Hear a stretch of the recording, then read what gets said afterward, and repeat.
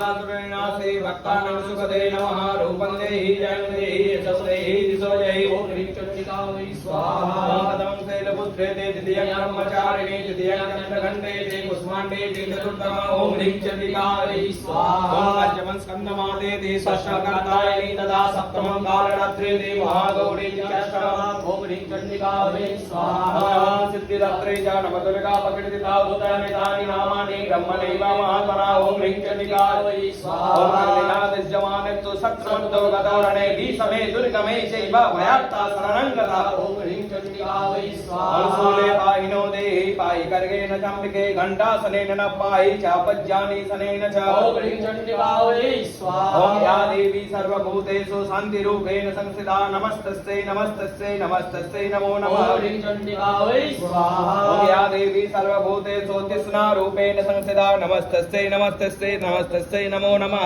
ओम ह्रीं चण्डिका वै स्वाहा ओम या देवी सर्वभूतेषु शक्तिरूपेण संस्थिता नमस्तस्यै नमस्तस्यै नमस्तस्यै नमो नमः ओम ह्रीं चण्डिका वै स्वाहा ओम या देवी सर्वभूतेषु भ्रान्तिरूपेण संस्थिता नमस्तस्यै नमस्तस्यै नमस्तस्यै नमो नमः